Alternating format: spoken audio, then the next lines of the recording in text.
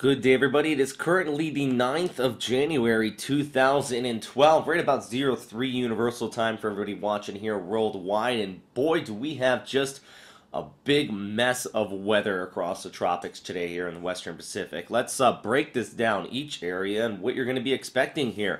Well, first, we actually have the remnants of Sonamu continuing to spin there just towards the west of Borneo. It doesn't look like that's going to be remaining just offshore, but you're still having that inflow of moisture push onshore. Actually, if we zoom in on the satellite imagery here, you see some of those rain showers just continuing to linger right near the coastline there. I was a little bit worried about Kota Kinabalu yesterday, but still lots of vertical wind shear continuing to impact the remnants of Sonamu here. So it does look like most of this is just going to continue to pull off there towards the west. Don't expect anything too significant over the islands, but that is directly from that. We also do have the remnants of a weak tropical depression that formed here south of Mindanao, then continue to push off here towards the west. That is also bringing some heavy rain showers across portions of northern Borneo. But at the very least, JMA has taken that TD off of their map. They actually had this on there yesterday, and this is actually a new low pressure area that developed up because the TD was off here towards the west. It's since dissipated. Then another one pops up here. Now this one very well could be tracking off here towards the north. And then we are also watching an area here a little bit farther towards the east, just towards the southwest of Guam. That's this area right in here. Now this one is the one I'm most worried about when it comes up here towards the northwest throughout the next 48 hours, because that very well could impact the east coast of Visayas here with some very heavy rainfall. But you've already been seeing actually the heavy rains. I saw one report just towards the south of Manila here, upwards of 200 millimeters in the past 24 hours. Right down there towards the east coast of Mindanao where Typhoon Bofa impacted, you've seen about 100 millimeters in the past 24 hours there. And plus, I've just been getting widespread reports from you, the viewer there, saying rain's just consistently persisting throughout the past several days. And this really is just not due to any organized system, that just those persistent areas of convections, these weak tropical depressions popping up here, but one after another, they start to cause some problems. Let's take a look at the GFS model outlook going through your Wednesday. That area of Sonamu just remaining just offshore of Kota Kinabalu, but still you're going to be seeing some isolated showers continue to push onshore. Just the good news is the bulk of the convection staying just there towards the west, but unfortunately it is continuing to linger. So if those isolated storms do continue to push over and over again, that's going to bring yet more risk of heavy rain showers and flooding for you there, unfortunately. So definitely want to watch that throughout the next several days. But also, let's look into Friday, basically the latter part of the week. You can see that area of convection blowing up there just towards the south of Guam, pulls off here towards the northwest.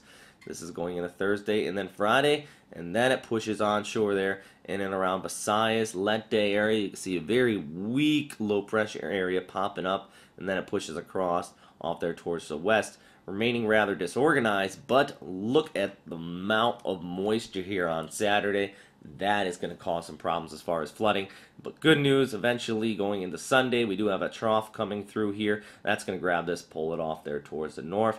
Also, while I have this up, take a look at how deep that trough dips down, because the 540 line is usually the line we use to judge snow. Shanghai, you might see some snow, even over towards Tokyo, and as far as west as, say, around Fukuoka and Sasebo area, you could possibly see some snow if that moisture does kick up from that sea effect snow and even this system coming in from the south as it pulls off there towards the north.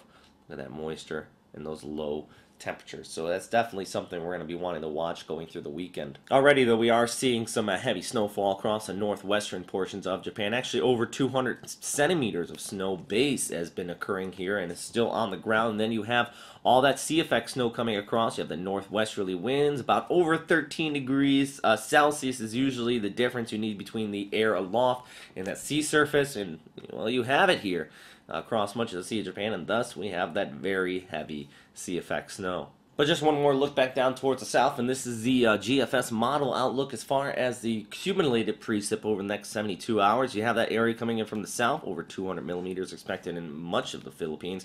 Also, the remnants of Sonamu continuing to linger. Now, good news, you can see most of this remaining just offshore, but there's just a few pockets continuing to pile up there. Also have the upslope. You have a mountain chain right in here, actually the highest mountain in Southeast Asia, located right there, Kota Kinabalu, and that is also going to be seeing the risk of some heavy rain showers in that area due to the upslope. But also today we are watching Tropical Cyclone Narelle, actually a Category 2 cyclone, continuing to push off here towards the south. Already gale warnings in place around Port Hedland as this moves off there towards the south along the western periphery of a high pressure over here towards the east. Really, that's things been bringing all sorts of hot weather across much of Australia today. And that is why when we look at the satellite picture, we can just see clear skies over much of the continent here. That is just creating all sorts of hot weather. Actually, there in Alice Springs, you saw a high of about 46 degrees yesterday. Sydney saw a high of 43, but at least for New South Wales and country Victoria, see this band of cloud cover right here? Well, that ushered in some cold air from the south, but